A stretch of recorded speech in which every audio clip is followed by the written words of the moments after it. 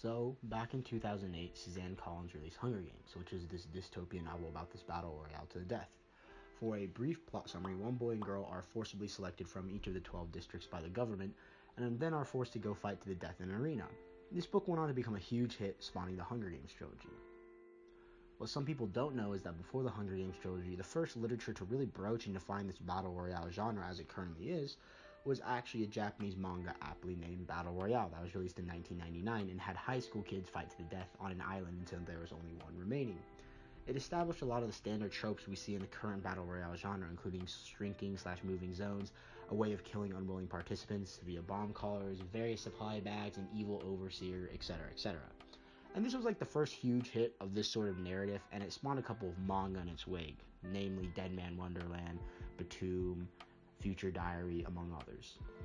Now, shifting over in terms of books, if you want to get real technical, I think that one of the first examples of this kind of genre is actually The Most Dangerous Game, which was written by Richard Connell in 1924, and it's recommended reading in most school systems in America, and it has this guy trying to survive on an island while being stalked by an evil big game hunter and his assistant. Later on, this idea was more fleshed out into the current Battle Royale definitions by The Long Walk. This was by Stephen King, and it had young adolescent boys being forced to participate in a walking contest across America until only one is remaining. And one of my favorite series to read growing up, the Pendragon series, explores this in the novel The Quillen Games, where people will participate in various games to earn a better life and get perks. Along this timeline of Battle Royale, there's also a few movies/TV shows that generally exemplify the genre with varying success. Think Death Race 2000, Cube, The Belko Experiment. Essentially, what I'm trying to say is that the Battle Royale theme has become hugely popular in our culture, regardless of video games, books, or movies. As a quick clarification, when I say the Battle Royale genre, I use it as a term for this sort of situation where a person/multiple people are put in a certain context under dire circumstances, whether it be by government decree or some sort of survival island. And originally, Battle Royale spawns from a more kind of dystopian, future-based novel, where it's these game shows with the protagonist trying to escape to win some sort of prize, while undergoing various challenges/facing various people.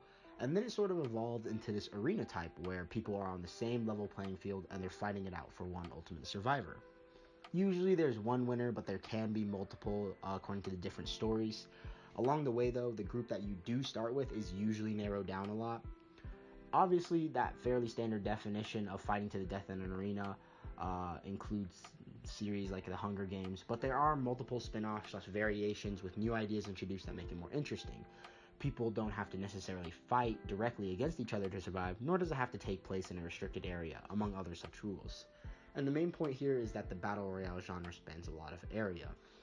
Now I'm going to address why I find this type of narrative so addicting. From this point on, I'm going to reference the Battle Royale manga more than the Hunger Games, as the Battle Royale manga tends to go more in-depth character-wise, which is important to what I want to say, although they do share a lot of common powerful themes such as governmental oppression, sacrifice, emotional torture, and morally complex choices that some of the characters are subjected to. What really draws me to this sort of plot device is that theme of choices that the characters make throughout the novels. We see a wide representation of what various characters would do, ranging from your psychopathic strong main villain to the cunning sly person to the usually morally upright main character. Just like the real world, there are a wide range of personalities and people. What's interesting about this is observing each character and seeing what they would do in the various scenarios according to their core values. For example, in Battle Royale, the main character, Shuya, is a morally upright and caring personality who refuses to participate in the game, and so we see most of his actions circle around this very point.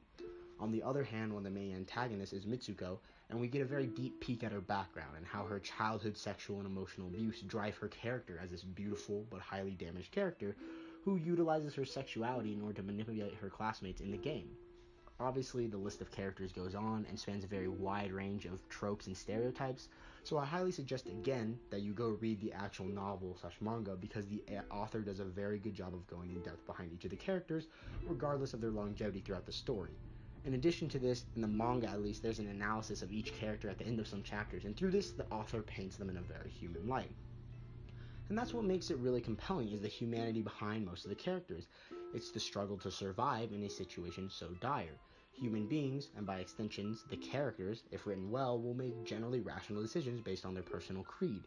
you can envision a world in which it is a possibility that in that given twisted scenario, a lot of actions done by the characters would be the exact same as people in your life / people in general.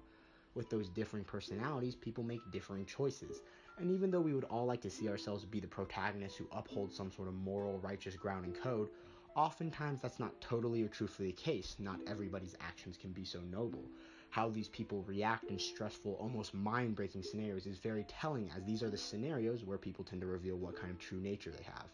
The Battle Royale genre doesn't just test survival of the fittest, where the most physically gifted person survives, it's also hazardous psychologically. In short, what grabs at me is the underlying base and foundation of all these stories. It's the people and the decisions they make and how relatable can all seem.